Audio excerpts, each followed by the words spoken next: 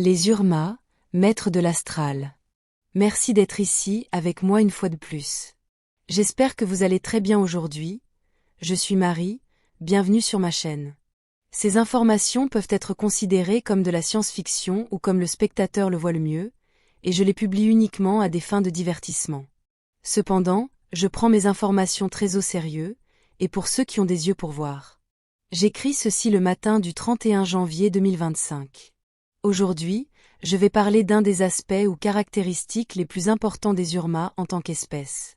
Les gens sur Terre ont tendance à humaniser tout, en tenant pour acquis que toute autre créature avancée dans l'univers doit percevoir la réalité comme ils le font, dans un exemple flagrant de la démesure humaine.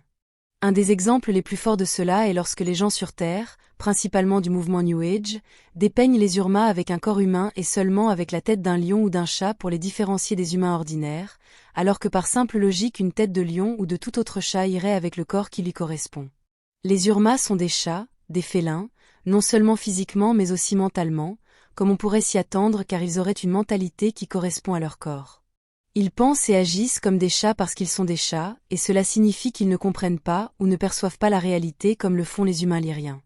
Bien que certaines choses puissent correspondre et que nous puissions être d'accord, d'autres seront radicalement différentes, et c'est là qu'ils deviennent totalement étrangers aux humains dans certaines des façons dont ils perçoivent l'univers plus vaste. Comme je l'ai expliqué précédemment, il n'y a pas de monde matériel ou de royaume matériel en tant que tel, étant donné que ce que nous percevons comme tel n'est qu'une illusion causée par notre filtre biologique corporel, qui nous donne l'expérience de la séparation de tout le reste. Le soi-disant monde matériel ou monde des vivants n'est qu'un autre aspect, un autre lieu dans l'astral lui-même, et est seulement défini par les limites de la perception qu'une personne ou une créature peut avoir. Les Urmas, comme les chats qu'ils sont, ne perçoivent pas les limites du monde matériel comme le font les lyriens humains. Ils fusionnent les deux en un seul, sans aucune limite pour l'un ou l'autre.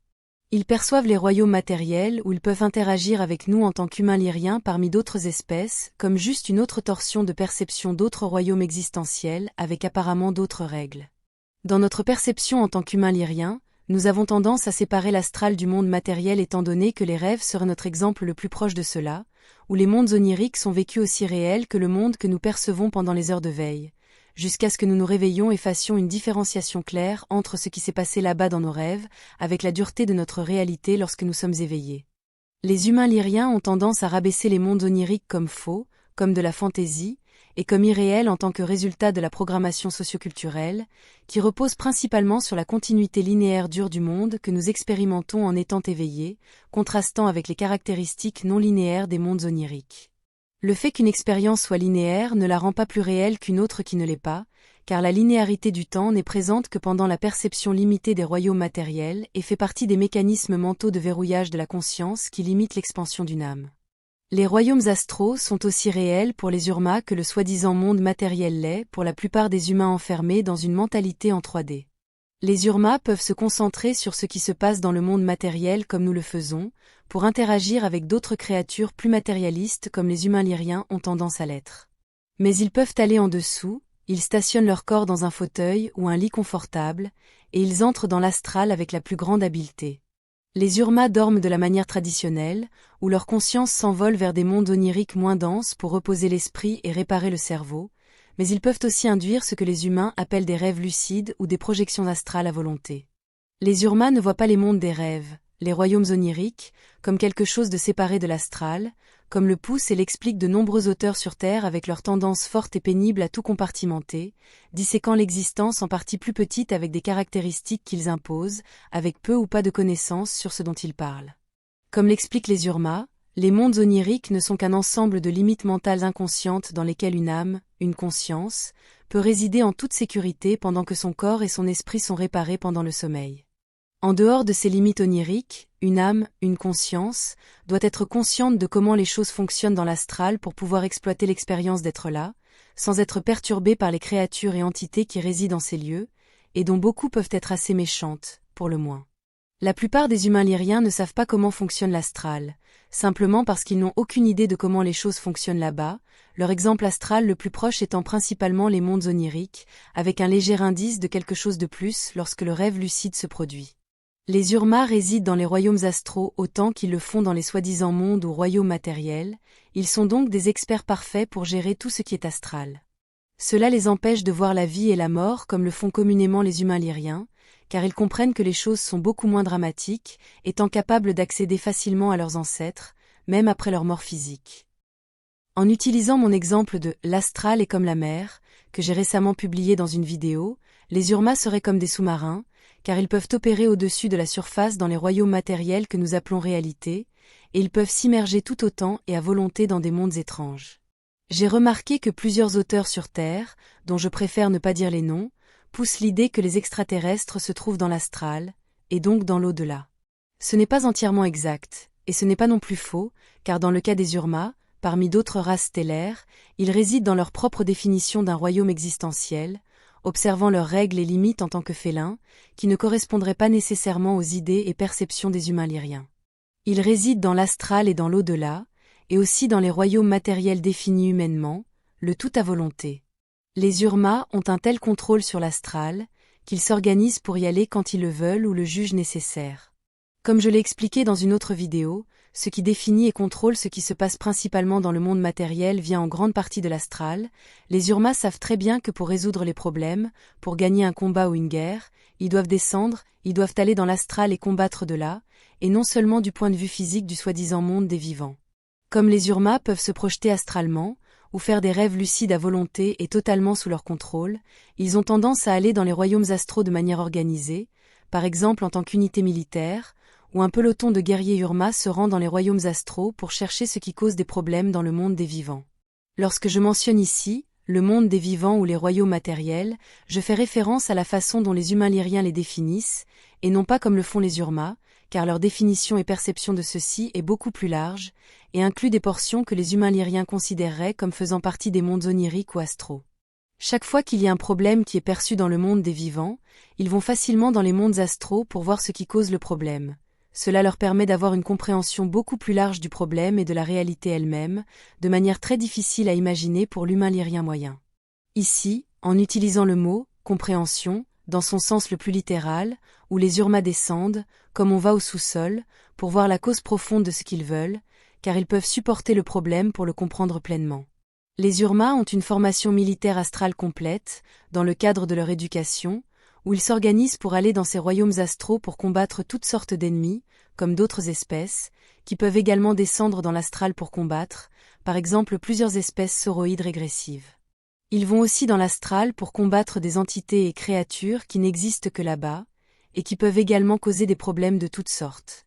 Les Urmas ne se donnent même pas la peine de comprendre la réalité et la causalité de toute chose, uniquement du point de vue des mondes matériels physiques, car ils vont toujours dans l'astral pour comprendre la nature de tous les événements, à tel point que les unités militaires Urmas travaillent principalement dans et depuis l'astral, puis se déplacent de là, jusqu'au monde matériel. De notre point de vue d'humain lyrien limité, nous avons tendance à voir les lois et règles qui gouvernent le monde des vivants comme logiques et séquentielles, et donc très différentes de celles des royaumes astraux désordonnés et incompréhensibles. Mais ce n'est pas ainsi que les Urmas perçoivent les choses, car ils fusionnent et comprennent toutes les lois et règles de l'astral, à tel point que le monde des vivants qui s'est manifesté à partir de cet astral est vu comme la conséquence logique de celui-ci. Les lois et caractéristiques de l'astral se mélangent et coïncident parfaitement avec celles des royaumes matériels, car ces derniers sont la conséquence parfaite des premiers. Certaines de ces règles astrales qui ne sont pas si facilement trouvées dans le monde des vivants, sont le fait que les choses sont beaucoup plus faciles à manifester là-bas. Affronter des ennemis astraux pour les Urmas est plutôt facile, car presque tous leurs ennemis là-bas utilisent la peur comme outil de manipulation et d'arme primordiale. Cela est utilisé par des entités régressives, dont beaucoup peuvent être classés par les humains comme des démons, ainsi que d'autres espèces maléfiques qui utilisent également l'astral à leurs fins, comme certains reptiliens.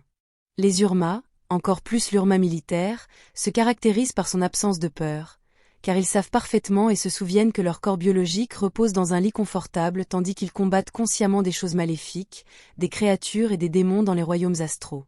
Ils savent que marcher dans l'astral avec une mentalité d'invincibilité les rendra en effet invincibles et intouchables. Ils manifestent leurs outils, armes et boucliers nécessaires en utilisant la pensée et l'imagination, et en parfaite coordination avec leurs compagnons et membres d'unité, comme ils ont été pleinement formés pour le faire. Ils peuvent affronter un terrible démon dans l'astral et manifester un bouclier d'énergie mentale indestructible autour d'eux, pendant qu'ils marchent sans peur vers le démon face à face, Même si le maléfique se présente comme dominant l'Urma, comme s'il était beaucoup plus grand, c'est une stratégie d'intimidation. Mais le guerrier astral Urma peut devenir aussi grand que le démon, ou il peut le regarder d'un point de vue de plus petite stature de la même manière, car il sait que tout là-bas est malléable et relatif, et il coupera la tête du démon, l'achevant avec la même facilité, avec la puissante épée astrale que l'Urma a manifestée pour lui-même, et selon les besoins. Le guerrier Urma dans l'astral connaît tous les tours des entités qui y résident, et comment les contrer. Ils savent que la peur est leur méthode préférée pour diminuer le pouvoir de quiconque, car elle pousse la victime à manifester des choses négatives pour elle-même au profit de l'entité maléfique. Les Urmas sont aussi fiers que puissants à la fois dans le monde des vivants et dans l'astral.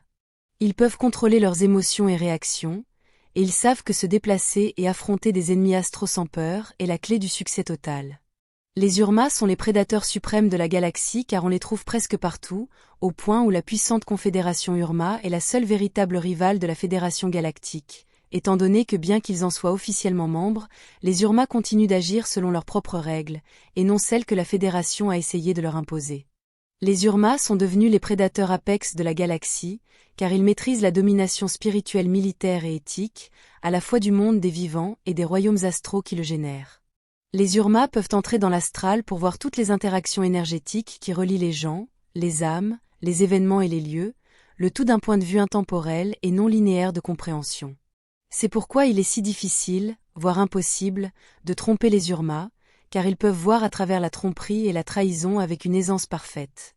Ils peuvent entrer dans l'astral pour comprendre ce qui cause des problèmes dans le monde des vivants, et comment ces problèmes sont liés, et comment les gens pensent et ce qui les motive vraiment.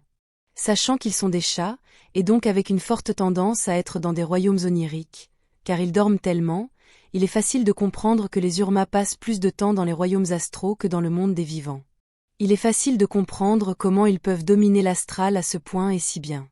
Ils n'ont pas peur d'affronter même les entités maléfiques et les démons les plus forts, car ils savent qu'ils sont l'une des plus puissantes manifestations de la source, et qu'ils sont les porteurs de sa lumière et de son pouvoir.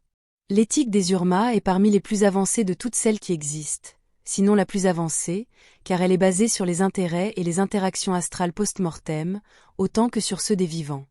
Ils connaissent très bien les conséquences de ne pas agir de manière éthique spirituelle, car la réalité ne s'arrête pas dans les royaumes matériels et toutes les actions ont des conséquences karmiques.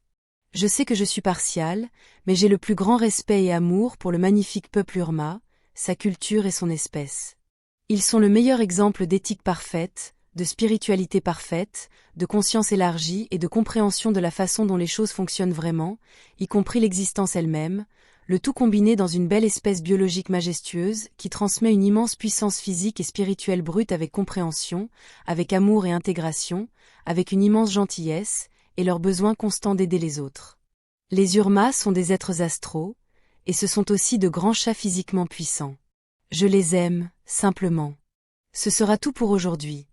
Comme toujours, merci d'avoir regardé ma vidéo, et d'avoir liké, partagé, et de vous être abonné pour davantage.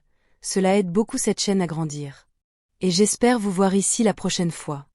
Avec beaucoup d'amour et d'appréciation, votre amie, Marie.